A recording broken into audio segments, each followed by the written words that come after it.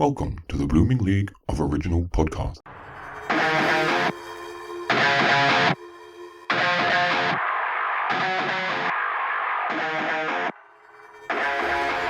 G'day and welcome to a neatly tucked edition of Thrash and Treasure, the Torture Chamber musical comedy podcast where Caroline the Moo Cow hardly gives milk but squirts out plenty of attitude and sass. And speaking of cow hardly, I'm Aaron, but you can call me Theodora, she-bitch of Byzantium, and I'm joined as usual by the dancing equivalent to Quigley Down Under. It's Matt the Quigs Master. How's it going? Hey, it's good to see you. Good to see you. Yeah, good to hear you. You too. Haven't been on in a few episodes. Busy. You have been very, very busy. Have you got anything to plug? Yeah, I'm up here in Queensland, in Mackay, and I am directing Song Contest, the Almost Eurovision Experience for the students here at Central Queensland University at the Conservatorium here in Mackay, which is a parody of Eurovision, which how can you do a parody of Eurovision? Because Eurovision's a bit of a parody of itself. Well, you'll have to find out if you come to Song Contest. Well, yeah, okay. Yeah, no comment. If for people who follow me on Twitter, I had a lot to say about this year's Eurovision. Commentators would talk over the hosts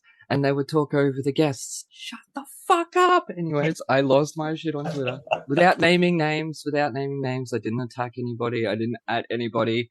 It was just rude, people. Anyways, and anything else? I know you've just shot a film. Are you allowed? I was in a film called Zombie Plane, which hopefully will come out sometime next year. It's a horror comedy with Vanilla Ice and Sophie Monk and Little Old Me in a very non-speaking but hopefully very visible role. Yep, hopefully. I got to do stunts. I get CGI'd falling out of a plane. All sorts of weird things happen in this very strange movie called... and hopefully hilarious movie called Zombie Plane. I even become a zombie, so that was pretty cool. Awesome. And it's a horror comedy. Well, anyways, so I have been making paper mache Halloween decorations. Just quickly, there's my head, right? And here's my gravestone. Oh, fantastic. That's great. Can you see the concrete? Yes, it's incredible. Look at that. That's just pulp and glue. And then I use that as well to shape the letters and then paper mache it over it. But the one I am most proud of, my family hasn't seen it because my mum hates it. Just like, oh, this is going to look shit. Really? Have a look at that. Ooh, fantastic. That's really great. I love it. It's not finished yet. I love that. I'm not going to tell the listeners what it is. It looks very realistic. It's a bit scary. It is bringing out some anxiety for me. yes. I have a fear of this particular thing, like a terrifying fear of it, which is sad because I have to sleep on my floor because my back, right? This is the flat surface. It's like literally the only way I can sleep. And so therefore I am literally sleeping with these things all the time. But anyways, guess what? What? We have a legendary drag diva on the catwalk today, and he's joining us alone with a cast of thousands. So pitch a tent because we're going camp with this actor, singer, playwright, and gender-bending legend who flipped his wig and tucked into a phenomenal career that has seen him sizzle up stages and screens since Sister Esther's Sister Act, also solidifying a habit of serving several superior Sunday sermons with none other than the Divine Sister and the titular Myrtle Pope, before congregating a theatrical party of one for his first one diva show, Hollywood Confidential. Then before our mother's eyes, this Valencia rose like Sleeping Beauty, or comatose Elephant Woman, for a jaunty saunter under the Shanghai moon, before a snack under an oak tree, or, as lesbian vampires of Sodom call, a red scare at sunset, because the lady in question clearly loves some campy horror, and if you don't like that, you can either pardon my inquisition or kiss the blood off my castanets, before I cast a net over 3 dozen or more credits that our grand leading lady has been caught in. I mean, so many incredible credits, they make me want to die, mummy. Die!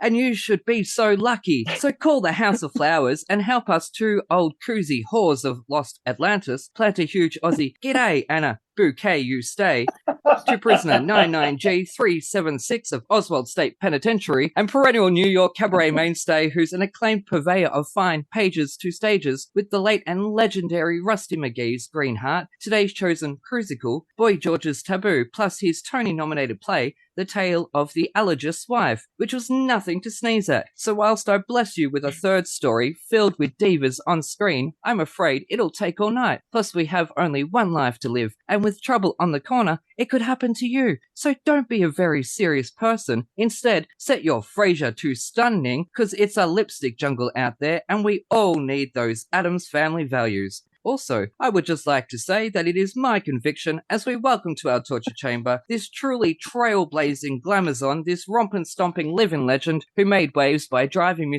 crazy for his cult classic comedy horror Psycho Beach Party. So unpack your bongos and bunga cow as we hang 10 with the totally binocular, the bodaciously multi-talented Queen Charles Busch. Yay! Welcome to the torture chamber. Yay. How are you going? Oh my God. Well, I'm exhausted. Yes, it's all right. Just seeing my life go before my eyes like that. Oh my God.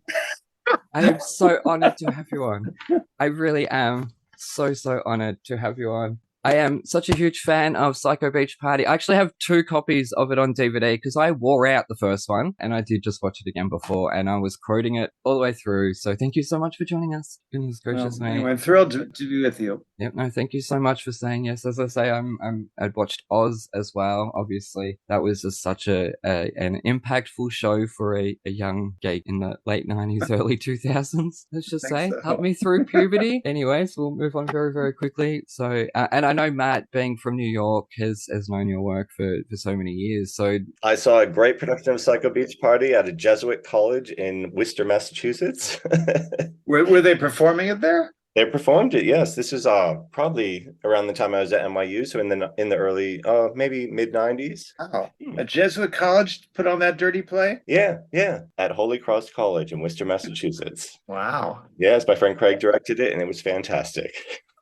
Well, it's interesting. That play actually surprisingly has been done at all sorts of schools, and I've found out way later that I think a whole bunch of drag queens who've been on RuPaul's Drag Race have said that the very first time they ever got into drag was in a local production of Psycho Beach Party. There you go. And Jim Parsons, the wonderful actor Jim Parsons, being in a production of that, I think in his college, made him feel that it was possible for him to actually be an out gay actor. Oh, wonderful. So it's awfully nice. When I'm feeling pretty depressed about my career, I think back, well, it's kind of a nice legacy. It is an amazing legacy, Charles. I've said numerous times on the show, drag has raised me. And then obviously Psycho Beach Party comes along in 2000, which admittedly I saw because I was a huge Buffy fan. And Nicholas Brendon hadn't done any movies. I was huge Sarah Michelle Gellar fan. So I'd see everything she did, even that terrible Vanilla Fog or Simply Irresistible. They changed it to with Sean Patrick Flannery. That was an awful romantic comedy. I loved it because she was in it. So I had to seek out this movie to see it, because it didn't get a release here or anything. Well, not that I knew of. Oh. If anything, it was an independent cinema release. Nowhere near me. Well, how did you find it then? I was in the city at JB Hi-Fi and I had only recently got a DVD player. So I had like $100 my birthday money to spend on DVDs. And I saw Psycho Beach Party there and I picked it up straight away. I think it might have been like the first one that I selected because I take hours to pick any movie to buy or rent. And that one I saw and I knew straight away because I'd been wanting to see it so much. Oddly enough, for the foreign DVD sales, I think that the foreign distributor edited out almost my entire role in the movie. So I don't know if was I in it? Yeah, because they cut my whole subplot out of the movie for I think. Maybe you have a USA version. Yeah. Possibly. It goes for 90 minutes. It says on here. So if there's the edited version goes for shorter or the proper cut goes for longer. I don't know. It's been many years, but I was kind of upset about it at the time. You would be. I had no idea. Oh, goodness gracious, because I had a killer cast. It was so well cast. And a young Amy Adams. Lauren Ambrose. Yeah, Lauren Ambrose from Can't Hardly Wait. But obviously, she had then gone on to 6 Feet Under. Amy Adams had done... Really don't mean disrespect by this, but she was doing like Cruel Intentions 2 straight to DVD and stuff like that. And guest spots on TV. And so this was sort of one of her really earliest film roles that really shows what a remarkable talent she is. And then you look at where she's come now, and it was sort of, as I said, I watched it just before, and it was her especially, you can see that is a star right there. Absolutely. But everyone else, so well cast. And Lauren Ambrose, obviously, because Can't Hardly Wait. I watched that recently as well, and I love that movie so much. But she's just so talented, being an opera singer. And I was going to say with the singing as well. Yeah.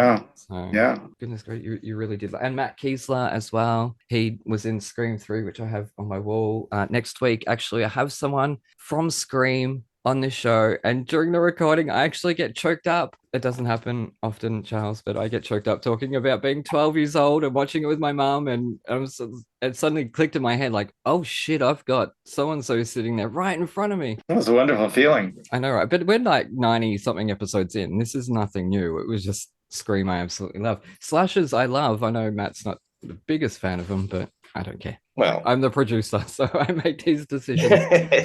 Anyways, we'll move on, because I'm glad you wore eyebrows, so I know if any of my jokes. You'll see it if one is raised. Yeah. I always say to my co-hosts, I'm going to watch the video over so I know if any eyebrows were raised during that introduction, because they're meant to be roastful and boastful and sort of, make fun of things along the way. Anyways, drag is obviously causing a bit of a splash lately, so let's offend some more people today. We'll move on, because we'll move on to the closest thing I could find in metal to drag and gender bending is glam metal, obviously. The Tony Awards are coming up. How do you feel about genderless acting categories? Well, I'm ambivalent about what I eat for breakfast, so I see two sides to almost everything. In a way, it seems necessary, because there are performers nominated who are gender fluid. So, what category do you put them in? But on the other hand, I think it's possible that if there's still only 5 nominees, that you could get into a situation where it's almost all men nominated, or all women. And I certainly wouldn't want to, if I was up for an award that year, I wouldn't want to be the one who's screwed over. I was talking to someone about it recently, because you only need to look through the history of the Oscars, the Grammys, the Emmys, all these awards, of the genderless categories that you have screenwriters, you have designers, you have directors. There are plenty of genderless categories. That's true. It's only the performance that is separated, and that's, I think, maybe possibly for a reason, because at first I don't think they were separated. I think it was just best performance for a couple of the different, I'm not sure which it was, maybe like the Golden Globes, and it was swayed to men, and it kept going to men. Well, it often happens because usually there are fewer great roles for women in movies. So to really show what they can do. Yeah, I wonder if the answer would be to always have 10 nominees, like because possibly there are now. There've always been 5 in each category. Yeah. So just keep it 10, and maybe it'll be 1 year 6 women and 3 gender fluid, and 4. I can't do the math, but whatever, you know what I mean. The Oscars do 10 with the movies. But anyway, so yes, as I say, I picked glam metal, and I went with Twisted Sister. Now, what would be in your ultimate rock star rider if you could pick anything? I was very good friends with Joan Rivers, a comedian. Oh, my goddess. Yeah, I just loved her so much. And I asked her one time for advice on a contract. What should I ask for anything? And she said, always ask for something difficult, they'll respect you more. Yeah. So yeah, but I've never done that. Really? I'm always afraid to come off badly. So I've never asked for anything eccentric. If I could. But if you could, like a kangaroo, I don't know. No, actually don't, because they hurt when they start laying into you. Well, a basket full of kittens. Oh yes. Oh. I get so nervous before I get on. It's gotten worse as I've gotten older. I don't call it stage fright as much as stage anxiety. I always just wish that the theater would burn down or something, just because set me free. But maybe if there was some just a basket of little cuddly kittens, it'd be kind of hard to feel anxious with that. Boy, I sound sappy, but I don't know. Yeah, that's all I can think of. Something to comfort me down. Yeah. No, the best way for me not to argue with someone's answer is animals. Plain and simply, puppies, kitty cats. Yeah, puppies. Yeah. Whatever, koalas, I don't care. Like, if someone says bottled water, then I'm like, no, I'm sorry, I'm putting my foot down. But animals, no, I'm won over straight away. Anyways, I know you don't have any experience with metal. Now, I chose Twisted Sister because Dee Snider said, we used to wear women's clothes until my wife rocked up and we were wearing the same top. So I thought that was the perfect reason to pick Come Out and Play. Now, Matt. Sure. All right. Well, as a child of the 80s, while I was born in the 70s, this album had me at hello with Twisted Sister, Come Out to Play, because of the Warriors. I mean, I don't know if you've seen that film, but I found all those guys hot. So anyway, that took me right back to this amazing place. That might have been the film, The Warriors, that turned me gay. I don't know if this is the album that turned me gay, but speaking of gay, the next track on the album is a very loyal cover of Leader of the Pack. I love me a little bit of Ellie Greenwich, the Shangri-Las, which led me to the video of Leader of the Pack. I think the whole thing about this album for me is that I enjoyed watching the videos of this album more than I enjoyed listening to it. Okay. I mean, I want what we got. Yeah, fine, great. I believe in rock and roll. We pledge allegiance to the flag of rock. I mean, you cannot beat these lyrics. You cannot beat the sentiment. And then, of course, The Fire Still Burns. I started to feel it was a little bit of same for this album. I mean, again, I'm not really, I'm not really a metal person. I'm more of the musical theater variety. So, and then we got to Be Cruel to Your School, which again went immediately to the video after I listened to that one, because the video didn't get played on MTV. It was very strange. I guess the whole thing about this album that was so exciting for me was just learning more about Twisted Sister and finding out the history of the band. And this was only 1 year after their big album, and then they just sort of petered out very quickly. And well, of course, because there were Senate hearings about that they were inciting violence and all this sort of business. So yeah, Be Cruel to Your School is pretty cool. I mean, you've got some Alice Cooper in there, you've got Billy Joel on the piano. Like, how can you not love that? And of course, in the video we got Bobcat Goldthwait, who seem to be in a lot of the videos of this album. They seem to use the same actors over and over. So we're halfway through the album. I Believe in You, great guitar hook. Out in the Streets, a little bit same for me. Looking Out for Number One, I was thinking, ooh, Dee's voice sounding a little bit tired at this point. Yeah. So then a few more tracks and we get to King of Fools. It's the rock ballad to end it all. But was it the rock ballad that ended it all? Because after this album, it's so confusing to me that everything just petered out, that they had been going for years and years and years, from the previous incarnation before they became Twisted Sister, and they've been selling out before they recorded, and this was their 4th studio album. And then by the end of the tour of this album, I was reading on Wikipedia, so it must be true, they were having to cancel shows because people weren't coming to the concerts. I mean, it's so confusing to me. And I mean, again, like, I think it's it's probably about a 3, maybe a 2.5 to 3 star out of 5 for me. I found it a little bit generic and same, but I mean, come on, it's Twisted Sister, and there's a legacy there that should be respected. So okay, I'll definitely give it 3 because I respect the legacy, even though it's not my favorite Twisted Sister album. Yeah, I didn't mind it myself. I thought King of Fools really spoke to me for obvious reasons. Well, I only have one other example of theirs. I can't remember which album it was. Let me click their name and I'll be able to tell you. Stay Hungry. Mm-hmm. So it was the one before with We're Not Gonna Take It. So that, and we did that 2 years ago now. Yeah, I didn't mind it. I have been listening to Meatloaf's Dead Ringer, which also didn't get the best reception, but sorry, that's in next episode. We haven't talked about that yet. It hasn't posted. I was so excited. I get to talk fucking Scream with someone who got killed by Ghostface. Oh my Godfathers. Anyways, sorry. With this album again, I think the thing about Twisted Sister is, Dee talks about this. Dee Snider talks about this, that the videos were always camp and fun, and they were just doing them for entertainment. I mean, of course, Be Cruel to Your School also, the video is about zombies, so I'm a bit of a zombie fan nowadays. Like I said, with this album, I've just found watching the videos made made it much more exciting and palatable for me. Just my little sensitive musical theater ears sitting through the album was a little bit of a challenge. But then when I got some visuals in front of me, I was very happy. Yeah. Oh, awesome. I'm going to have to check out the videos. I don't think I've ever listened to a heavy metal album in my entire life. Yeah.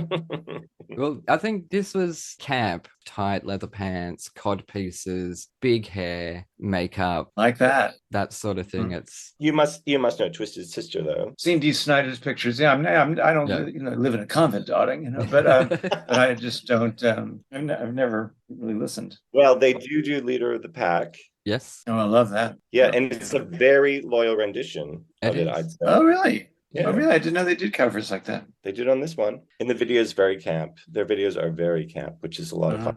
Are they still working? They broke up shortly after this album, then they got back together. But I think that they've broken up again. Dee Snider at least recently was saying that, bands from that era, he's like, I'm done. They shouldn't even get back together anymore.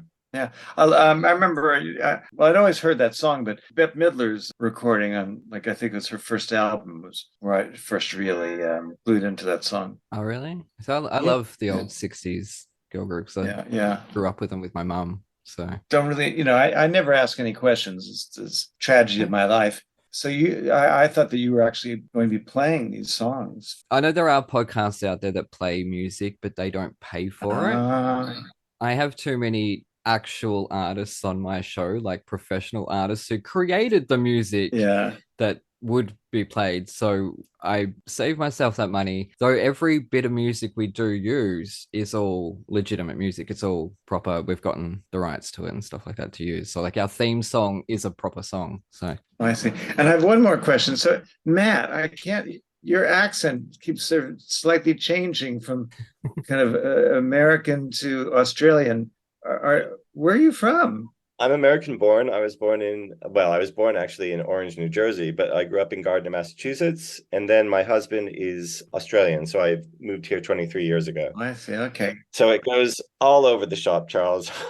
Here, there, and everywhere. Yeah, I know. It's so confusing. I'm like, what the hell is this guy? I'll be English. I'll be Australian. I'll be American. Yeah, it's all over the place. Yeah. Okay. I'm used to it by now. I just hear Matt. Really? But I lived in New York. I went to New York University, so I lived there from 1990 to 2000, 2001. Oh. I actually left right before September 11th. I see. Anyway, that's another story for another time. Did you ever see me on the stage? I don't think so.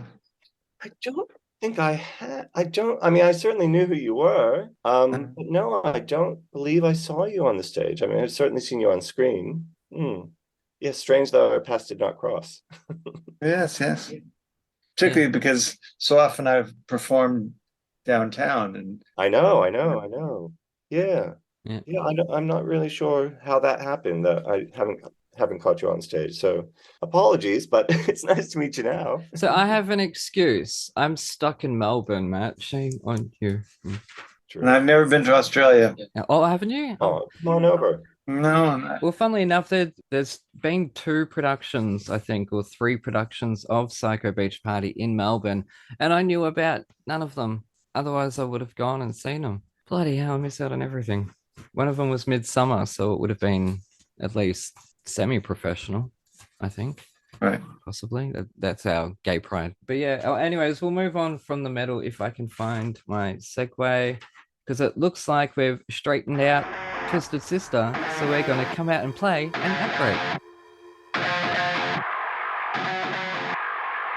G'day listeners, Aaron here. With summer about to bring a whole lot of tourists to New York, we thought we better check out what are the hottest tickets on Broadway for this summer season. So for the next few weeks, Spencer the Broadway Spy is going to be diving into the Broadway box office to let us know what's selling like hotcakes. So here with the first entry, it's Spencer the Broadway Spy. We're going to talk about this week's Broadway grosses, the week ending May 21st. What's interesting about this week is we have a couple of new shows making the highest amount of money that they've made the entire season that they've been on. And we also had some interesting things happen with Funny Girl.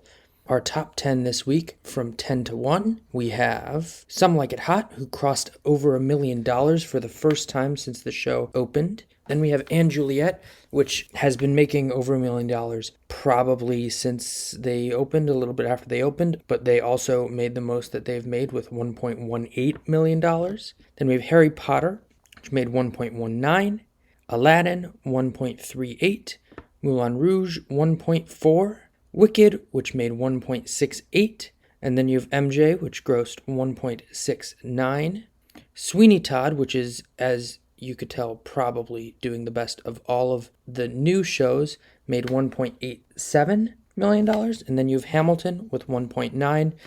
Hamilton has been making over $1 million since its first preview. They used to be making around $3 million pre-pandemic, and now they've lowered their tickets to a more reasonable price, and they are still grossing a lot of money on that. And then you have The Lion King, our top show, with $2.1 million. And then you have some other shows, including Funny Girl, which made probably the least amount of money they've grossed since Lea Michele joined the show, and their lowest capacity, 67% capacity, which is not great. You want a show to probably be around 80% capacity in order to be making a profit, because you have to remember these are all gross numbers, not profit numbers. So they still have to subtract whatever it costs to produce the show out of these numbers. This week, you had Ben Platt out of Parade for 3 performances, so they grossed about $100,000 less than last week.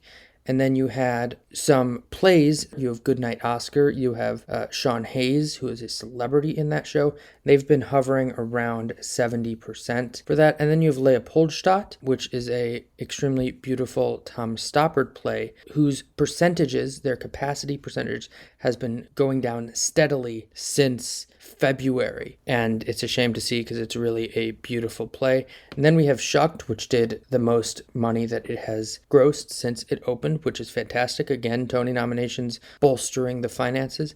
And then we had the 2 shows that have opened for the 2023-2024 season. Once Upon a One More Time, the Britney Spears jukebox musical, which grossed $580,000 and had around 74% capacity, which is good for a new show.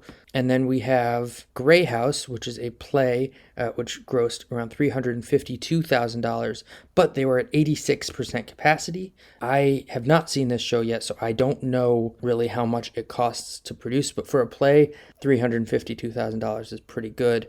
And that is this week's Broadway Gross Roundup.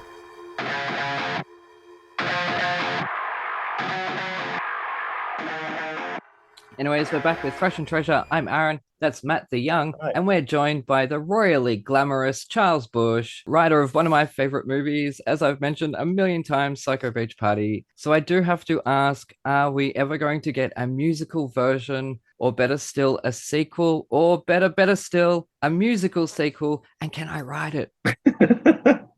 A number of times people have asked me if they could have the rights to write a musical of it, but I'll fight them with one arm behind my back. Anyways, sorry. yeah, I always say no. Well, it's so many places we're doing the play that I kind of thought I'd rather just keep the money, and not have another version out that I'd have to share. So because when something becomes a musical, musical, there's the composer and the lyricist and the book writer, the adapter, so I wouldn't probably see too much out of that. So selfishly, I think, no, I'll just keep things the way they are. Yeah, no, that's fair enough. Don't ruin the classics. Well, you could do the Mel Brooks thing, like the producers, and just write all the music and all the lyric. Yeah, absolutely. Yeah, he knew what he was doing. But anyways, obviously, no, don't ruin classics, people. Please just leave things alone. Create new stories. Anyways, okay, so this week I chose Ankles Aweigh, which Charles had, speaking of leaving classics alone, had rewritten the book when Goodspeed did it. I think it was 88 or 87. When you mentioned Ankles Aweigh, that's such an obscure flop musical from the 50s. But the album became kind of a cult collector's. And I was so surprised that you brought that up because it just so happened I did actually work on a version of Ankles Aweigh in the late 80s. and got to know Sammy Fain, at that point, very elderly composer of the musical. And we really hit it off. And he was quite old. And I think he said to me, "You're a fine little fella." I don't think he'd ever met anyone quite like me. And I wrote an entirely new story for this musical. And we worked so hard on it. But, the local critics in Connecticut that reviewed it couldn't really get past the idea that it had been a famous flop. And so they just couldn't quite get behind it. But I thought we did an awfully good job. Well, at least the way I turned it into kind of a gentlemen prefer blondes sort of story. Yeah. About two movie star sisters who were filming a movie in, I think, Sorrento, Italy. And just hilarity ensues. But it's got a fun score, just real classic Broadway 1950s score. Well, I had no idea. I knew Anchors Aweigh. I knew that one. Well, Anchors Aweigh is a very famous 40s musical, with Frank Sinatra and Gene Kelly. Yeah, and I would have picked Mame. You played Auntie Mame, but we did that last week, so we obviously couldn't do it again. Auntie Mame, and the straight play that the musical is based on has kind of been the through line motif through my whole life. Yeah. I was actually, my childhood was basically the story of Auntie Mame. I was, after my mother died when I was a very young kid, my aunt, my mother's older sister, who lived in New York City, adopted me. And I went to live with her. So it's a plot of Auntie Mame. And then, it just keeps going round and round. Then my former partner, Eric Myers, wrote a wonderful biography of Patrick Dennis, who's the author of the original novel, Auntie Mame. And so during the 2 years that he researched that book, we got to know Patrick Dennis, the late Patrick Dennis's family and his whole circle of friends, and became so immersed in that world. And then later, after that, I actually played Auntie Mame, the play, not the musical, for a tour. And that was just one of the great experiences of my life. It just keeps going round and round. Oh, wow. Well, I would say if I had known that, I wouldn't have done it last week. However, last week, Craig Bierko breaks out into song, singing My Best Girl to his mum on Mother's Day. Oh, so wow. How do I choose between the two? Seriously, I'm like torn. Like, no, it was all meant to be. It was all meant to be. Yes, you made the right choice. That's it. So anyways, I'll quickly sort of skim through this. When I first decided to cover Ankles Aweigh, it was only because we did Mame last week. So I embarked on what I can only presume is a body shaming musical about cankles. Turns out it's another classical show about semen. Even better, Italian semen. That's hot. Anyways, I turned on the aircon and didn't skip the build-up, and I don't mean foreplay. And this purely, quote, American musical led me to the innocently cheery Walk Like a Sailor, where naivety shines through with lyrics like walk like a sailor, talk like a sailor, gag like a, oh my God, what kind of show is this? Surely I'm reading too much into this, runs through my mind as the next track hits. Heading for the what? Bottom blues. Goodness gracious, my poor innocent virginal ears. Anyways, having no idea what's happening story-wise, and often getting lost in daydreams of marrying a bearish Italian sailor. Wait, where was I? What was I doing? Donato popped into my mind again. All right, Ankles Aweigh. 3.5 stars. There are actually some really good songs on this album. I just had no idea it was going, which is a product of the time, because they would stop, break out into song about how they were feeling, not tell the story. But there was some quote unquote bangers, if you will. What's that? What's a banger? An Australian term for like just a great song. It's a banger. That's a banger. I don't think I've ever said it in my life, to be honest. Yeah, that tune's a banger. Yeah, no, there was some. Here's to Dear Old Us kept getting stuck in my head. Yeah, no, I didn't mind it. I just don't know what the hell it was about.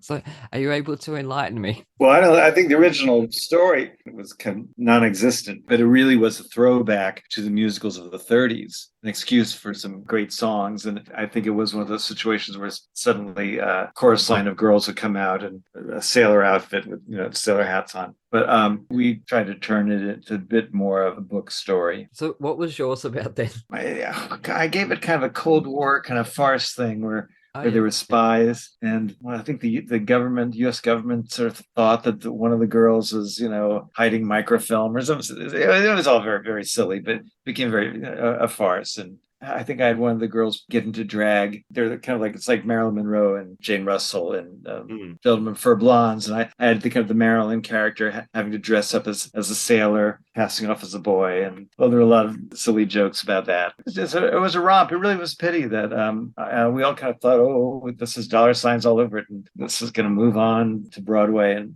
99% of the times that never happens. Yeah. It was fun. That's a shame because, as I say, like these songs are actually really good. Yeah, they're fun. Yeah. Let's just say that, look, I will be the first to admit it when something grates on my tits, and I'm happy to skip it because I do have to be honest. And I listen to these albums 20 times over. Like, it's not just once. I don't just sit there, listen to once and write a bunch of stupid jokes. I actually immerse myself. It's a torture chamber that I put myself through. Trust, if there was anything on here that I thought, like, I can see people walking out during this song, there wasn't at all. Like, I don't understand it. So it must be the story, really, and possibly casting. I do think that in the 50s, when it was first produced, it probably seemed hopelessly old-fashioned, because this was the time when the musical theater was getting more sophisticated and with Guys and Dolls and Kiss Me Kate and and leading towards West Side Story by the end of the decade.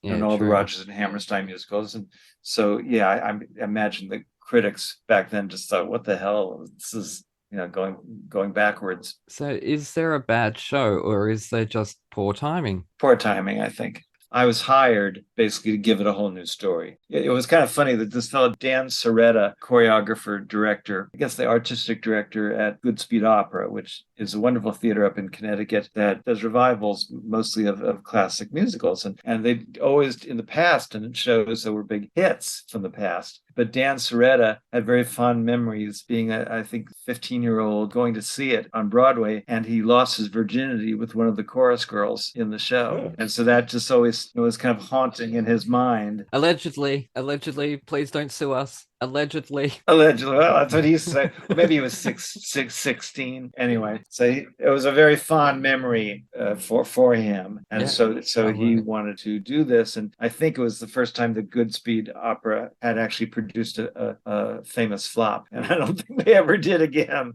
Yeah. After this, somehow it was a famous flop and it stayed a flop. But I've had terrible luck with musicals. Every time I work on a musical, it never goes well. Honestly, writing the book to a musical is a very specific thing, and I'm not sure that that's really where my talents lie, and I don't really enjoy it. And each time I've attempted, it's not been successful. My biggest flop was a rather notorious Broadway flop called Taboo. Boy George. It had actually been something of a hit in London. Yeah, Diane Pilkington. Boy George. Yep. It was based on his experiences when he was just starting out in the new romantic movement in London in the early 80s. And it had been it was kind of a hit, small hit in London, but it was performed in a site-specific club, and it was kind of funky. And Rosie O'Donnell went to see it in London. And Boy George really meant a lot to her, when she was growing up. And so she, on the spot, she's a very impulsive person. She decided to produce the show herself and be the sole investor of this $10 million show, and promised Boy George that she would bring him over to star in it, not as himself, but as the other main character was Lee Bowery. Australian-born.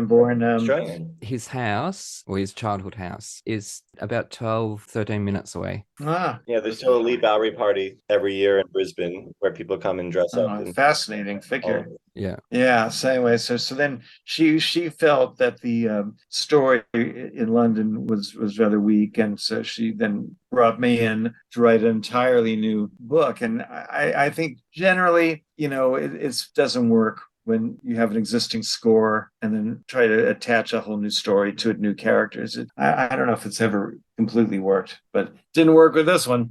Although it's funny, I put it down so much, Taboo, and because I was so miserable doing it, working on it. But there are a number of people who really loved that show and were kind of cultists, like the Rocky Horror Show. It ran 100 performances, and there were a number of people who saw just about every one of them. And I've had to actually learn to be gracious. I remember one time I was doing another play years later, and my friend Carl and I were leaving the theater, and somebody came up to me with, I guess, a poster of Taboo. And he had, over the years, had everybody connected to it sign it, except for me, because I wasn't around much. I was the author. And when he showed me the poster, my first impulse was like, and then I signed it. And when we left, my friend Carl kind of lit into me, and he said, that was so rude. You may have had a miserable experience, but that show meant a lot to that guy, and he'd gone all these years collecting all the autographs. Why couldn't you have just been nice and just shut up? That he was so right. And I thought, from that point on, I thought I'll never do that ever again. That's really disrespectful. Yeah, I agree there. I see both sides there as also the artist. Just control yourself. Won't do that ever again. Diplomacy is very, very important in this industry. It sucks, but it is very, very important. Anyways, now Matt, what did you think of this Ankles Aweigh? Yeah. I mean, again, I was very excited to hear it and to hear the orchestrations and to hear all of it. Yeah, I mean, but again, it's I was looking for the bangers. I was looking for those, standout. There's a few catchy. Yeah, there weren't. I mean, it was a very enjoyable listen. There wasn't anything that really jumped out at me, and I went, "Oh, I'm going to listen to this song again, or put it in my repertoire book as a musical theater performer." Yeah, I mean, I'm very interested now that you talked about that, Charles, to just hear more about the book, and I'm interested what songs or song drew you to it, or was it the concept that it had been a flop? I was just more open those days. Throughout my 20s, I was really struggling to try to find a place in the theater, and it was very difficult. I was a very androgynous kid, and I originally wanted to be an actor, but I have a pretty pragmatic nature, and I saw certainly at university, I guess you call it, that I was never cast in a play. I was just too, as they say, light, and I never got cast in a play. And there weren't really any roles I wanted to play. This is in the early 70s. There was no Torch Song Trilogy or Angels in America or The Inheritance or all these roles for gay actors. It didn't exist. So, I couldn't really twist myself into a straight role. So, it was rather devastating, and I had to figure out how I was going to do this. And I knew I had an affinity for female characters that it just came out of me. It's just part of me. And I started seeing more downtown avant-garde theater, and I saw there were people like Charles Ludlam, who was a very famous American actor, playwright, director. The theater could be whatever I chose it to be. I could just try to invent my own theatrical world. That's what I did, but it took a while. Finally, when I was 31, I just kind of stumbled on to my big break. Was when we did this play, Vampire Lesbians of Sodom, and we did it first in an art gallery / after hours bar in a very kind of abandoned part of New York City called the East Village, Alphabet City. Yeah, actually, it's a neighborhood featured in Rent. Yeah, yes. This is in the 1984, and Madonna kind of came out of that milieu, and Keith Haring, the artist. So it was very fertile, exciting period in this neighborhood that had been rather abandoned. And because of that, there were cheap rents, and so very edgy galleries and dance clubs could come out of it. Anyway, so I put on this. It was only 45 minutes long, Vampire Lesbians, and we did it just for fun, my friends and I, in this club. And then it somehow caught on, and we moved it to a commercial theater and became a big success. And then overnight, I actually had a career. I was so astonished, actually, that I was earning a living in show business, and that people were suddenly interested in me. I couldn't have gotten a job in an agency as a temp, but suddenly, William Morris Agency wanted to sign me up.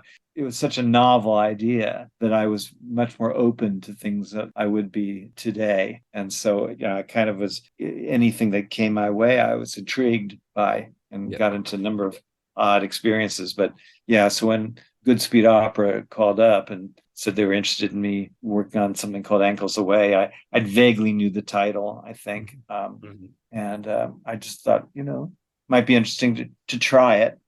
So, I got into a lot of experiences that way back then. And then eventually I just was content to be in my own world. Yep, learn to say no. Yeah. At what point did you learn to say no? That's a really good question. When did I really? I learned it somewhat early, but then you slip. Like Taboo, I had thought I had learned that lesson already, that I didn't really. I mean, it's so hard to talk about this without it sounding pretentious. It is. I just didn't really like show business, and I've had this very odd, rather gentle career, working basically always with friends, the same people, and writing plays for a specific group of actors that I love, that are good friends of mine, and I suppose I might have had a bigger career had I been more open to showbiz, but I never really enjoyed it. I just never liked it. There was a period where the same period around when I did Ankles Aweigh, there was interest in me in television as a sitcom writer, and so it was also novel for somebody to be interested at all.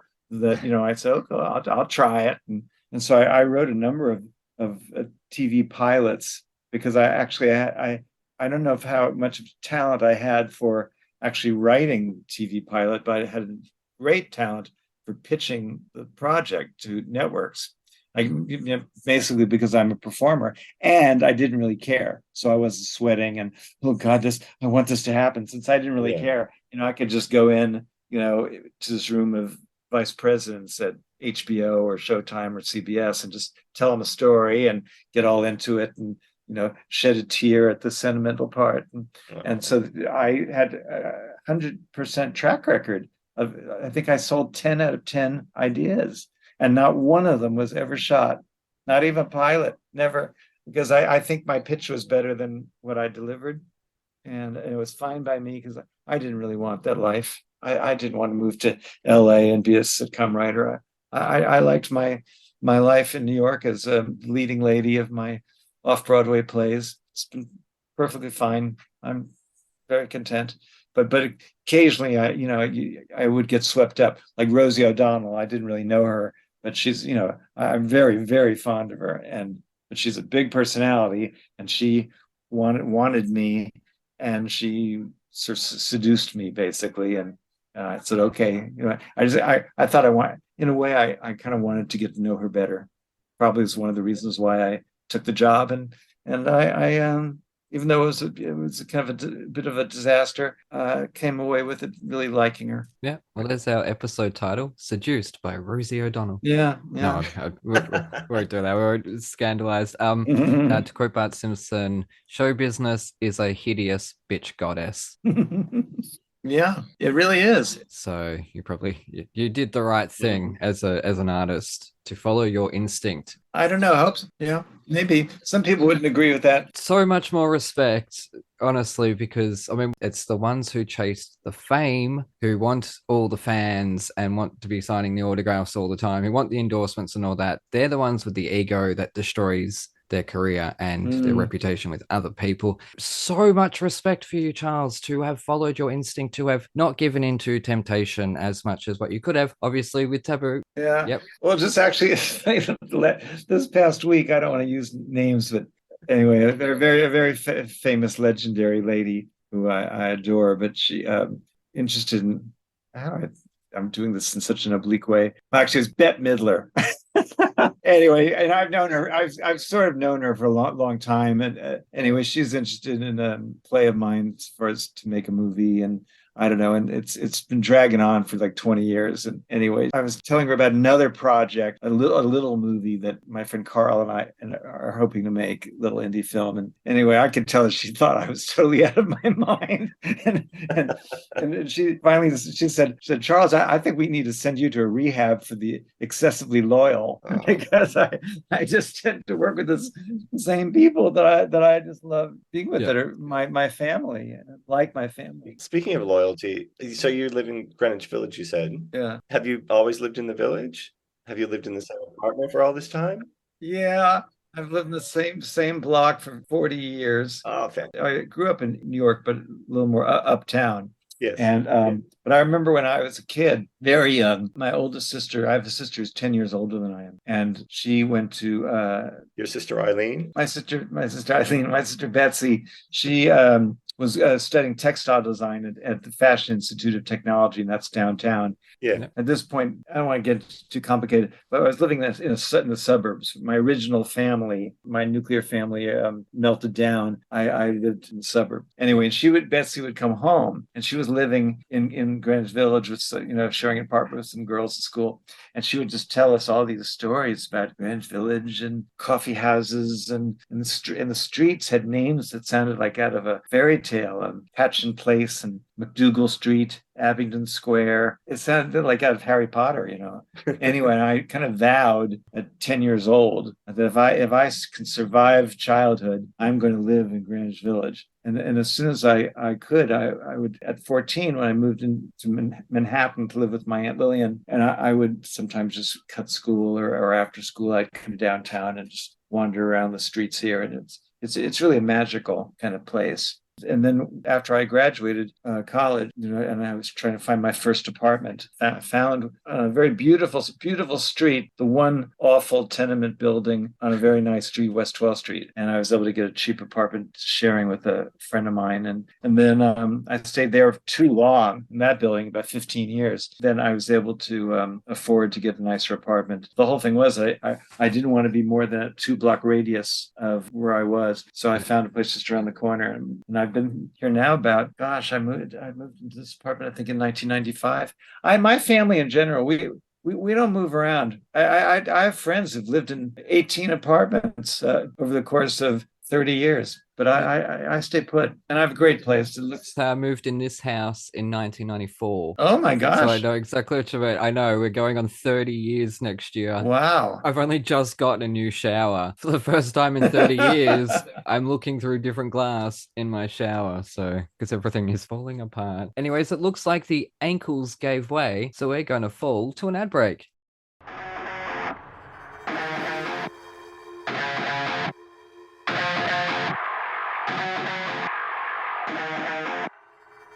G'day listeners, Aaron here.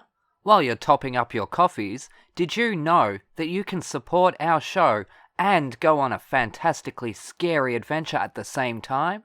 Go to www.thetonistonTales.com/bookstore to grab your copy of The Toniston Tales, a darkly funny Aussie trilogy about a young boy who rescues injured animals in his spare time and the roller coaster ride he's taken on by a literal fish out of water. Written by me, the village idiot of Thrash and Treasure, you'll come to love Toniston Turnbull and the dozens of wacky characters that he meets along the way. And here is a sneak peek. Landing with a thud that echoes throughout the whole cottage, Toniston instantly rips off the manky shoes gifted to him by Milfred and tosses them into the corner behind a blue barrel. Without a second thought, the bully races down the hallway to the backmost room of the house and leaps behind his uncomfortable makeshift hay bed, then waits, and waits, and then waits some more, until finally, what seems like an eternity later, muffled growls start vibrating through the thin walls of Cubpaw's cottage. He tries to control his breathing, but his heart is racing way too fast. Toniston ducks down further. Nothing should be able to see him, but he can't be sure they won't smell him. The gruff growling grows louder. Toniston presses his ear against the cold, chipped, chalky wall. He thinks he can make out phrases like, "Where is it?" and "Give us the merge," though not much else. It's all too mumbled, and he's shaking too much. But it doesn't matter anymore. The front door of the cottage slams open with a harder, louder cracking thud than it ever had before. A dozen or so stomping footsteps enter. The cottage shakes uncontrollably as if it is as terrified as our friend the bully is. Toniston panics. He's trapped in a corner with a slew of sharks on his trail. He makes a sudden rash decision. Ripping aside the thick animal hide curtain, Toniston leaps through the small oval-shaped window head first, landing on a crate filled with hay sitting outside it, mustering every ounce of manliness he has not to react verbally as he lands with a crunch on the sharp, pin-like hay. It pierces his skin in several places, but thankfully, in his panicked state, the bully becomes numb to the pain. Counting his blessings but not his chickens, Toniston struggles out of the crate by throwing his legs over and levering himself up, causing the coral underneath his feet to snap. He loses balance and tumbles. To describe the pain of tumbling face first down a steep hill of hard, sharp, deadly-shaped coral would require far too many swear words than this author would be allowed to publish, so let's just say it hurt. A lot. With one last somersault, Toniston's legs fly first over the cliff's edge. Crunch.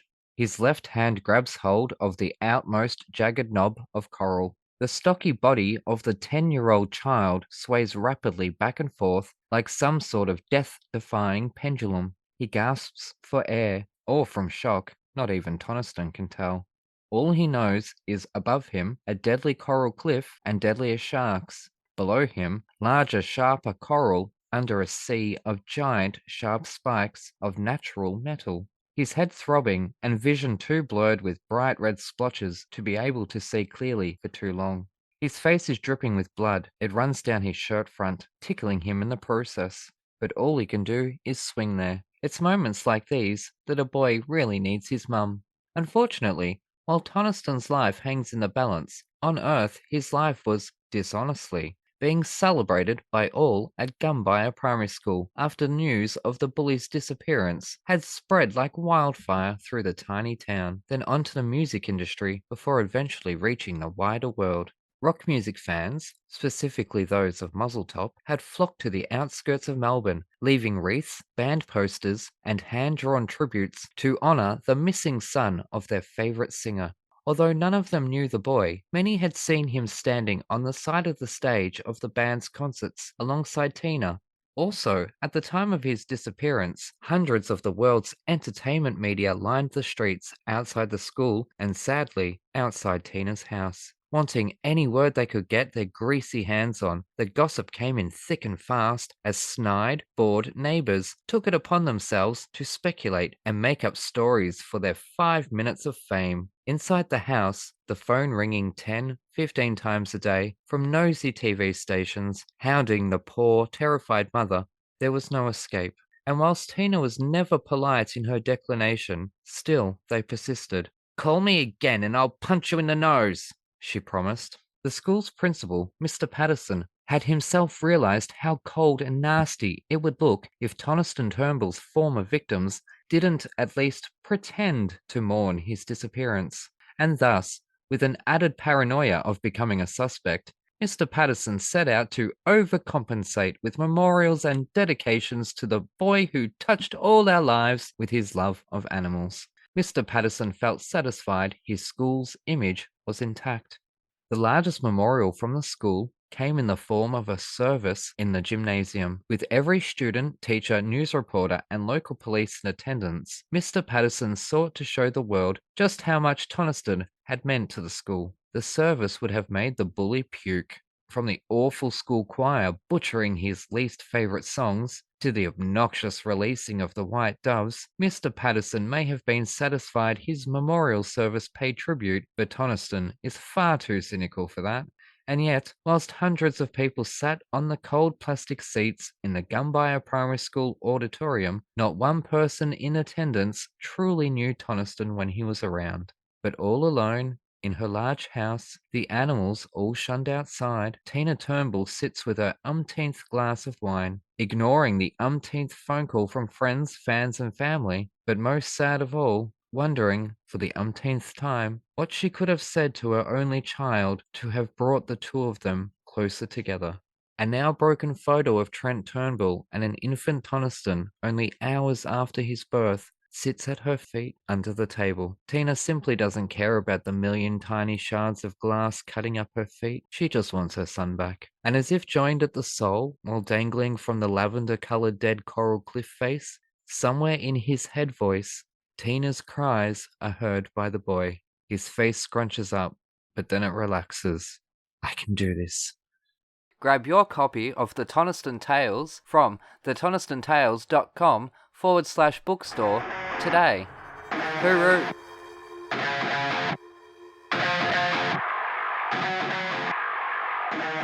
We're back with Thrash and Treasure. I'm Matt, that's Aaron, or something, and we're joined by the incomparable Charles Busch. Now, it is interrogation time, muhaha, because you did play Captain Monica Stark in Psycho Beach Party. Now, I have to approach this as sensibly as possible. 2000 was a tough year for slasher films in general. You just need to look at the box office. Basically, supernatural horror was reigning by that point. Were there any obstacles in getting the film off the ground based on just judging by what was popular and getting greenlit?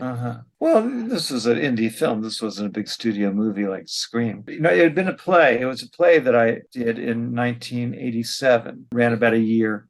I had a theater company in those years called Theater in Limbo, and it was an ensemble, and I wrote roles. It was the same eight people in every play in our company, and so I played Chicklet, the girl protagonist. I had a wonderful manager who passed away just a few years ago. I was with him for about 30 years, Jeff Melnick, and he just kept thinking that Psycho Beach Party could be a movie, and I didn't really get it.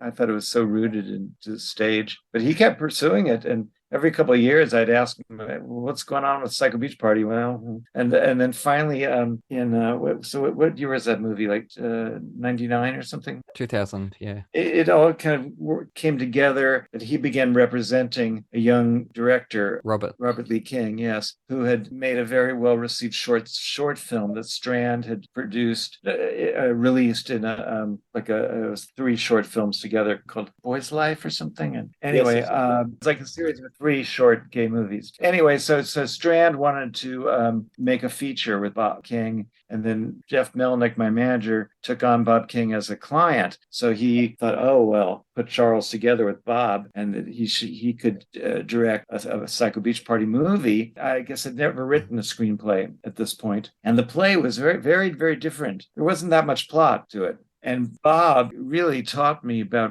screenwriting. And he was a young guy, much younger than me. He loved 70s slasher movies. The play originally was called Gidget Goes Psychotic. We didn't want to have to deal with the rights. I think it was Screen Gems or Columbia had, owned the name Gidget and all that. So we went to 2 different lawyers about it in advance just to see. And one lawyer said, well, you would be in copyright infringement. And he said, well, the question was, are all the characters clearly parody? And it was hard to answer because, in a way, to do a spoof, to play it straight, some of the characters actually aren't that exaggerated. I couldn't really answer that question, and so we just thought that why bother? And actually, at that point, I kind of thought with liking the play and thinking it had a little more substance than just a spoof of the movie Gidget or the TV series. Yep. So I renamed it Psycho Beach Party and changed Gidget to Chicklet and Moondoggy to Starcat, that sort of thing. But anyway, it was very, very gentle little play, and there was no killer. There was no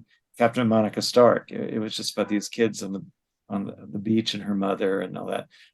So anyway, okay. Bob King, he really loved 70s slasher movies, and he felt that the screenplay needed more of a plot and a little more suspense. So I wasn't really aware, didn't know much about 70s slasher movies. I never really saw, I don't think I'd seen any of them, to be quite honest. But he really was a real aficionado of it. And so we created that there actually was a serial killer, on the loose. And then I knew that at this point, I was over 40 and the movie wasn't going to be that stylized to have, a 40-year-old guy playing teenage girl. A very stylized movie. It's not Dear Evan Hansen. Yeah. And so we wanted a biological girl playing Chicklet. The producers wanted me in the movie, and I wanted to be in the movie too.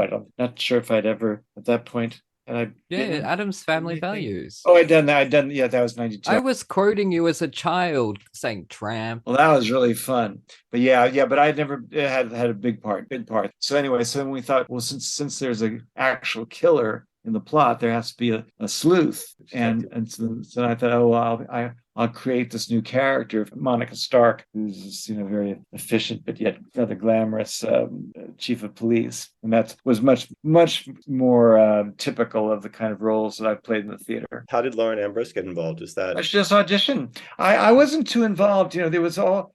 Bob King was in L.A. and I was in New York, and he's a very independent kind of guy, and so basically he really cast it, but then would send me tapes, and it was between Lauren and another actress who was very good. And it was funny, in the movie Gidget in 1960, Sandra Dee played Gidget, and she was very blonde. And so when Bob was wondering, Lauren has its natural, red hair, and would that be okay? And I said, well, there's rather strong history of redheaded, funny women. Like, you ever heard of Lucy?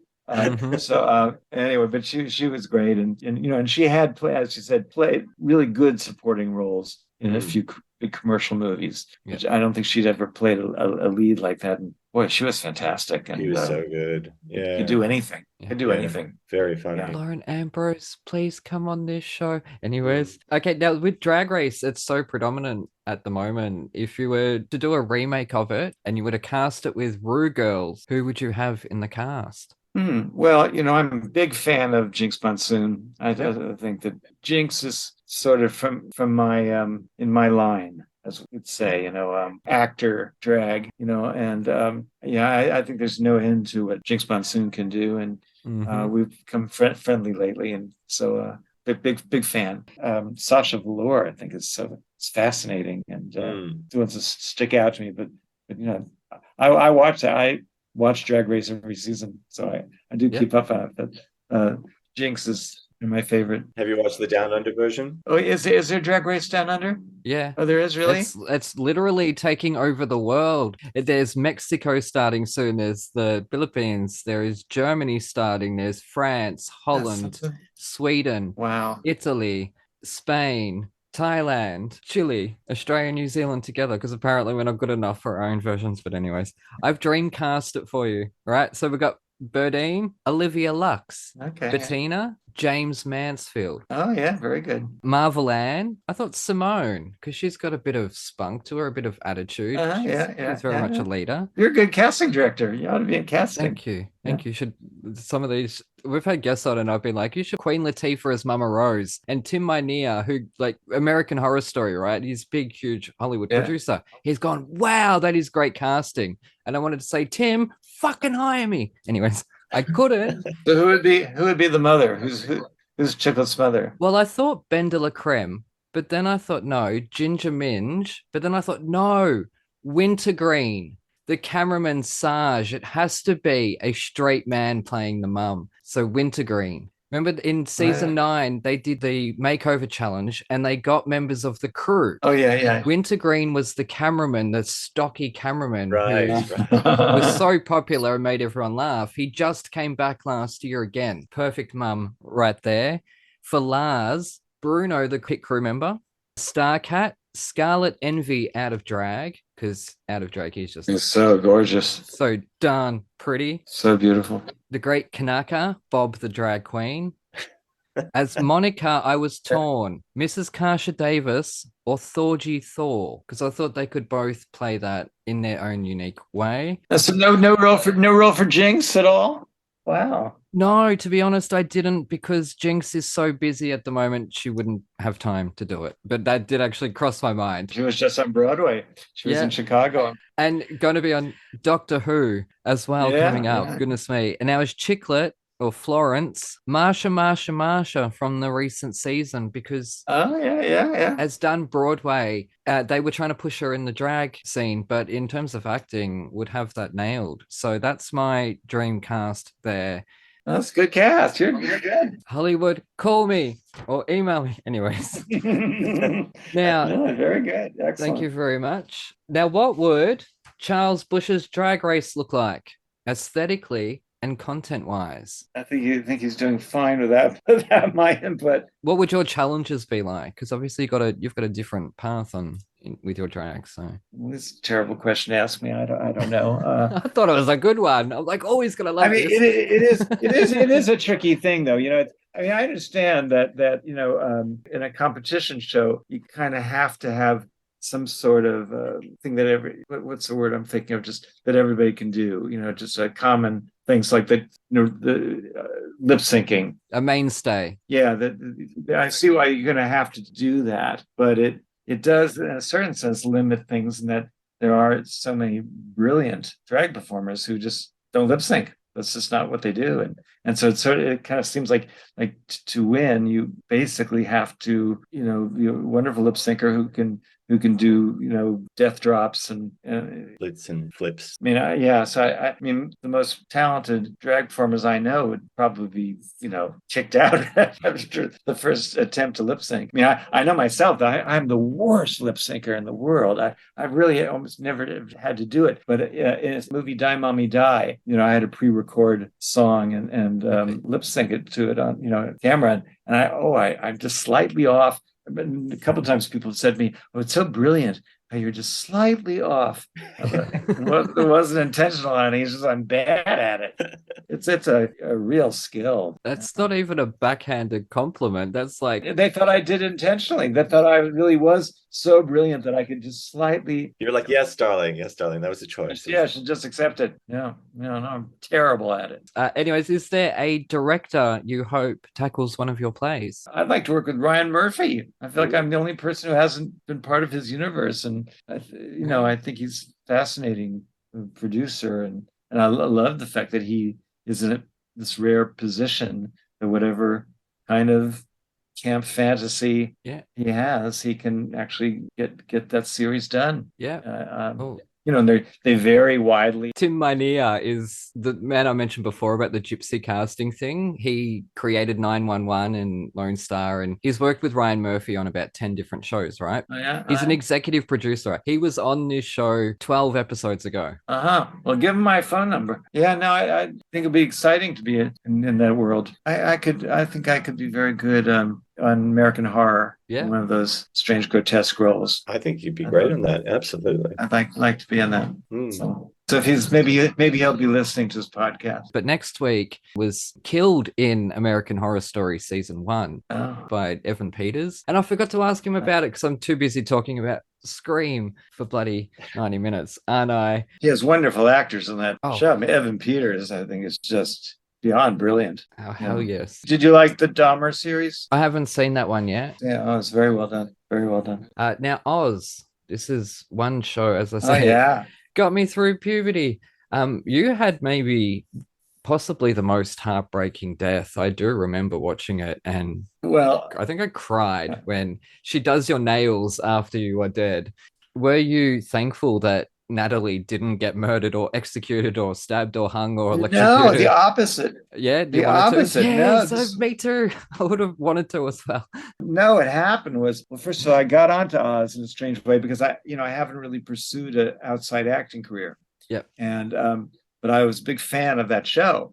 And I was on the phone talking to my late manager, Jeff Melnick, and I said, "Do you ever watch Oz?" And he said, "Oh, it's too violent." I said, "I love that show." And I wasn't really serious. I said, well, it'd be kind of fun to be on a show like that. And as soon as we got off the phone, he called up the casting director, and she said, "Oh, it'd be great to have Charles on." And next thing I knew, Tom Fontana, the creator of the show, called me in, and he said, "We'd love to have you on. And who would you like to play?" I said, "Well, I'm the least street person there is." I said, "But I could be sort of someone on the surface, rather refined and kind of, gentle, but was really with the heart of a killer." And so anyway, so they wrote this part for me, and next thing I knew, they asked when I was available. Anyway, so I had a very good first season where I got into drag and I suffocated the old mob boss, and then because of that, they put me on death row, and then they asked me back for a second season. I thought, well, this is very exciting. Well, problem was, when you're on death row, there's a limit to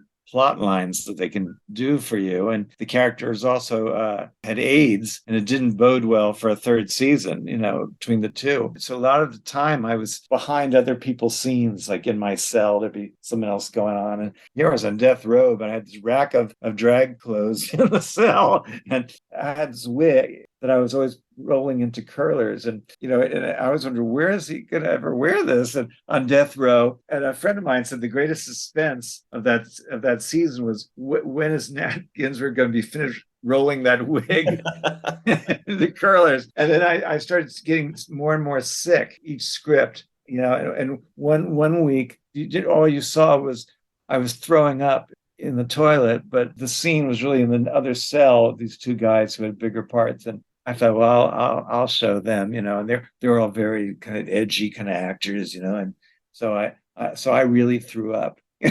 And I was just making such horrible sounds that one of them said, "Oh, dude, I think I'm gonna be ill." Anyway, I saw that the end was gonna coming up because they were systematically killing off each of the people on death row. So I thought, well, I better, somehow try to influence this. So I wrote since I don't pursue an acting career, I'll burn any bridge. I don't care, I don't. So I just, so nervy, wrote to Tom Fontana, the creator of the show.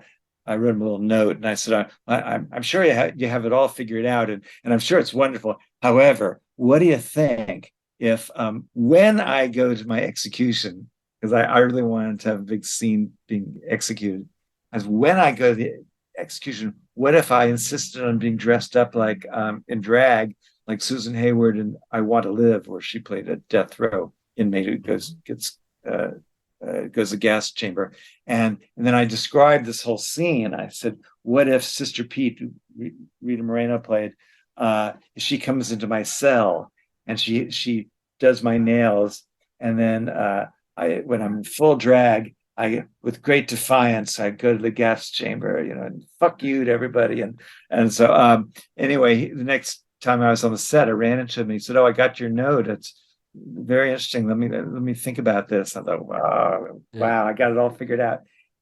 And then the script came for my final episode, and I'm reading it. Oh, I'm in drag. I'm looking like Susan Hayward. Sister Pete's coming in doing my nails, and then all of a sudden it changes, and it's just, and I get faint, and she tells me to lie down, and then this was how I wrote it. And then the next day, they all come to take me to the gas chamber, and I died in my sleep. Yeah, it was a nice big scene for Rita Moreno. He got winner, but damn it, So I got part of my scenario in, and then not the rest. But then an awful thing is not only can I not lip sync, but I also can't play dead very well. They move very quickly on Oz. It was, you only get like 2 takes, and then they have to go on to the next scene. And so I'm lying there, on my cot, and it was supposed to be a slow fade over my dead face, pause, slow, to then all the people, the warden and Sister Pete and B.D. Wong as Father Ray Mukata, they're all watching. And I think one of them had the final line. Well, do we do it? The camera's moving. The cameraman says, cut. His eyes are twitching. His eyelids are twitching. I'm so sorry. And so Rita comes over to me and whispers, tip I learned when I was a young contract player at 20th Century Fox is to keep your eyes closed tight for 5 seconds before they call action. And so I said, okay. So action. Do it, and then so we see his face. He's twitching. So then now B.D. Wong comes over and says, "Oh, the tip I learned was keep your eyes wide open until they call action." Again, wait, cut. His eyes are twitching. At this point, now we're finally like about 5 takes, and I'm so nervous that my eyes are just twitching like mad. And the only thing finally is a very quick pan over my dead face over to the warden. It was still heartbreaking though. So to know that next time I watch it, I'm not going to be crying. I'm probably going to be laughing, thinking that you had some of the greatest stage actors come up to you and give you tips, and yet you still lie there and you still twitch. That is hilarious. And I was so nervous. Yeah. I just was so self-conscious at that point. Try not to. I didn't even know that my eyelids were twitching. But anyway, that was my final episode. It wasn't quite how I imagined it. They took part of my idea. What a shame. But yes, Matt, there was something about the Ridiculous Theatre Company. Yeah, I did. I did watch about Ridiculous and Charles lived them. So so let's talk about that. Yeah. Well, I sort of alluded to it earlier, but I grew up in New York City going to the theater and going to Broadway shows. And so when I was in college, I just didn't know how I was going to somehow have a career when I was just so gay, and there were no roles even in the sort of the repertoire that I dreamed of playing. And I thought, if you want to do something as insane as going into the theater, you should have a whole list of parts. I want to play Hamlet. I want to play, this, that. There was nothing I wanted to do, but I was always writing. Ever since I was writing full-length plays at 11. I don't know why my teachers thought I was so, insignificant when I was, doing all this. But then I saw Charles Ludlam, actually, when I think I was still actually maybe a senior in high school. I'd read about him, and then I went to see him in the little theater down in the village, and it was a play called Eunuchs of the Forbidden City. It was a kind of a Chinese epic about the last empress of China, and Charles Ludlam played her chief eunuch, Li An, and she called him now Lillian. And it was just fabulous. I just couldn't believe what I was seeing. That it seemed like we had shared the same interests of old classic film and opera and 19th century theater, and he had these, people were playing men were playing female roles, and it wasn't like a burlesque. It was just they playing the female parts and doing them wonderfully, and it just really changed my life that night, just seeing that. And then I started seeing him more, and I thought, well, I am a writer. I mean, I've always been writing plays, and I should write a play with part for myself and playing a female character. So I kind of really was greatly influenced by Charles Ludlam. I like to think over the past 40 years that I've grown and maybe gone a little further away from his influence. But as I said about Jinx Monsoon, I'm in Charles Ludlam's direct theatrical line, and I'm very, very proud of it. I think it was a little bit of a problem when I got to know him and work with him a little bit. He was very kind, and when I was just starting out as a solo performer, he let me do my solo show at his theater, his late night shows after his performance, and nobody ever came because I was totally unknown and never got reviewed. But it was just nice that he gave me that chance.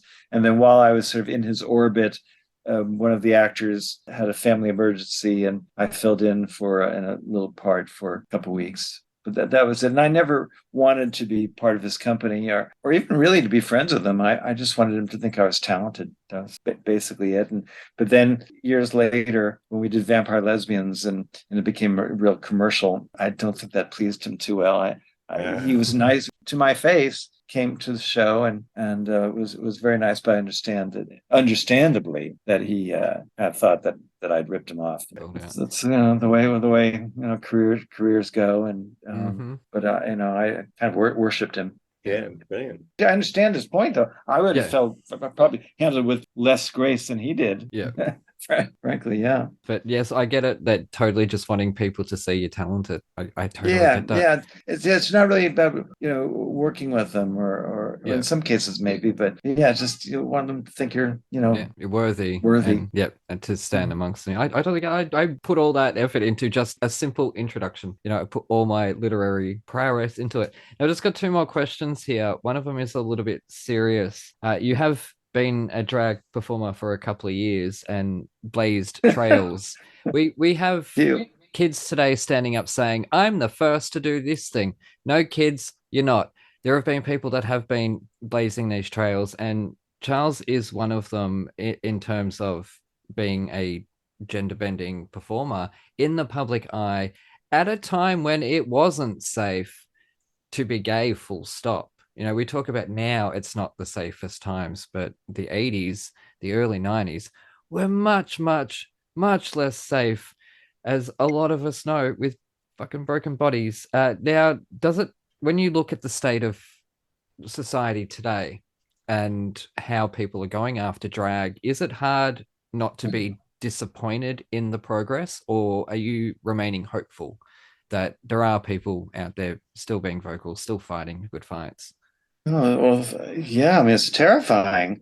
I mean, it's really, really, really frightening what's going on, and it's. I hope everybody has an activist spirit, and I don't know. Actually, it was rather easy for me, to be quite honest with you, in the mid '80s, and I've never thought of myself as being particularly brave or courageous doing drag. It was just what I knew I could do, and actually, when I came along in 1985, a number of people that really like Charles Ludlam or Charles Pierce, they all have the name Charles. There were other performers who really broke ground. When I came around in 1985 with Vampire Lesbians, the New York Times it was just assumed would review me. But when Ludlam started, that was not necessarily the case, or Charles Pierce and his cabaret act. And so, those boundaries were already what's the word I'm thinking, broken down. And I never thought of when I was doing drag or first going to do drag, it never occurred to me that it was some sort of brave act or something. It was just, I just thought it'd be fun, and it was the best way to express myself. And I felt that there was this actress in me, and that what I wanted to do, and then it all panned out.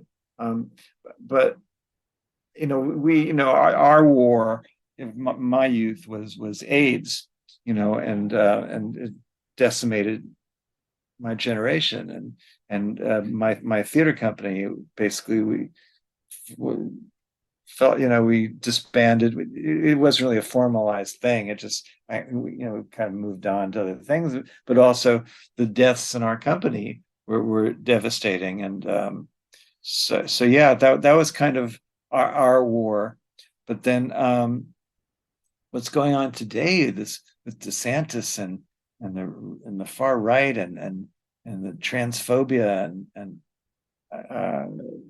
drag being kind of outlawed in places. I mean, I can't believe what I'm hearing. I absolutely find it terrifying. I mean, what happens if he becomes president?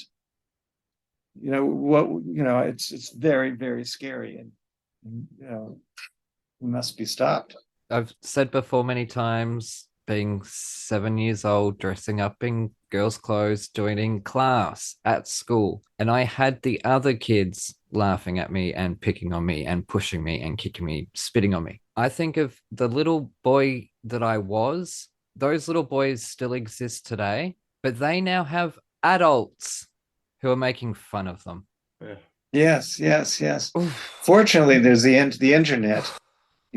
Said if the word gay is banned in schools, history has taught us that you can't ban books, you can't ban information, stop people. It never works. Yeah. These kids, fortunately, with the internet, although they might try to limit that, or but people will find it, and of course this whole thing with drag is really just a beginning of trying to, ultimately it's to I think to end gay marriage and everything. It's just they'll go after first the most visible trans people and drag. I mean it's so laughable if it wasn't so terrifying. Yeah, that's it. They talk about it sexualizing children.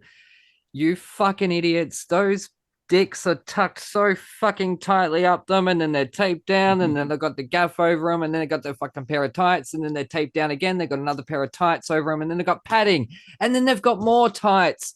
How the hell is that sexual? What the hell? What are they doing? What are they sticking their dick into except up themselves to hide it? Sorry. Well, don't you think that the main issue is not that they think that the drag queen is being sexual with the child? I think it seems to me that that's the argument. The greater alarm is just that they're allowing, by their example and by that they're allowing children to see that there's an option of androgyny or non-binary. We always did. And that's what they're terrified of, or terrified. The way their line of attack is that drag queens are sort of grooming kids into giving them the information about possibilities, and that's what's terrifying to. But that's there's the truth, and then there's the twisted truths, and that's what we're getting is the twisted truths, that it is all sexualizing children and then the lies.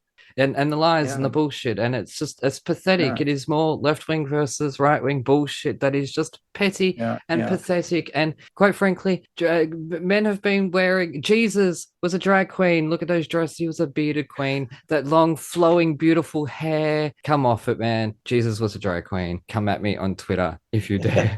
Anyways, I'm so sorry to lose my shit, Charles. I'm so passionate about this stuff, and being the host, I tend to don't rant a lot Well, on this show. yeah, scary times. Scary times. And they are. I don't get it. Look, well, I do get it. Drag Race is at the top of the pile. It's talked about constantly. It is memed constantly. It is taking over the world, one country at a time. And that's a threat. That's a threat to the right wing who don't want the left wing because it's perceived as a left wing thing. Whether or not, doesn't matter who's involved in it or who is what wing, it's perceived as a left wing thing. So therefore, it is a threat because the greatest threat to the right wing is the left wing being happy. Yeah. So I'm going to stop ranting. Thank you so much for joining us, Charles. It has been such a thrill, really. I know you've worked with so many of our past guests, Alison and Mary Testa. Oh, you had them on? Oh, gosh. Alison has been on twice. She was our first guest. Really? She's our fairy goddess mother, as I call her, our first guest. And I've worked a lot. I've worked many times with Alison. Many times. Love her. We'll get her Mary. back. Yeah, look, Mary Testa. I cannot wait to get Mary Testa back again. And I did my introductions for them too. Don't you worry, because they are my Broadway divas. But anyways, where can people find you on the social medias? I'm on Instagram. I think it's the official Charles Busch, I think. And my Facebook page is, I'm kind of the generation that, Facebook is kind of my main social media thing. And well, I would like to self-promote a bit. I have a book coming out September 12th. My memoirs, my scandalous memoirs, tell all. It's called Leading Lady. It's called Leading Lady, the Memoir of a Most Unusual Boy. And anyway, it's available right now for pre-order on Amazon and Barnes and Noble, wherever fine books are sold. But it officially comes out on September 12th. I'm so excited about it. I've been working on that book for like 14 years. I can't believe it. And it's my favorite thing I think I've ever done. And I just found out today, about an hour before we spoke, that I'm going to be recording the audiobook. Oh, fantastic. Yeah. That's going to be a challenge. I only did that once before. And it didn't work very well. But maybe it'll be better this time since it's my own book. Yeah, no, I did my own book and I got maybe 5 chapters in. I'm like, no, I'm sorry. Fuck this. I do not have the patience. I wrote the darn things. I do not have the time to record them and edit them. So I just gave up. I had to audition for your own book. Yeah. Well, basically they asked the audio book publisher or whatever wanted me to do like a test of read a couple pages. And I thought, oh God, what if they replace me with Glenn Close, Olivia Colman? So Olivia Colman seems to do everything now. So maybe she'll be me. But yeah, no, I just found out just before we got on spoke that I got the part of Charles Busch. Well done, Charles. Awesome, congratulations. It is very hard playing yourself. I have to do it all the time on this show where I have to ADR my things in. And also for listeners at home, I don't know where it is on streaming, but try to find Psycho Beach Party. I would give someone my spare DVD, but the DVD was literally worn out. But yes, no, it is an absolute honor. Thank you so much for joining us. We'll let you go. Well, it's been great being here. Lovely meeting both of you. Thank you, Charles. Thank you. Anyways, the hugest of thank yous to Charles for joining us. That was an amazing episode. I am so thrilled. Also, thank you to Matt, my co-host, for joining me, and good luck in the next few weeks with the show that you are doing. All the socials, all that, I'm just going to put everything in the description below. If you want tickets to Charlie and the Chocolate Factory, Hunchback of Notre Dame, or Tarzan that Mr. J-Wags is performing in, then you can find that. Obviously, you need to be in the Utah area to see it, unless you've got money to fly over there, in which case, fly me over there so I can see my amazing fellow host perform. He is an amazing performer, so if you are in the area, definitely get tickets. Anyways, I'm really, really, really tired, so you know the drill. Take care, look after yourselves. Thank you so much for listening, and we shall see you next time. Bye-bye. Over.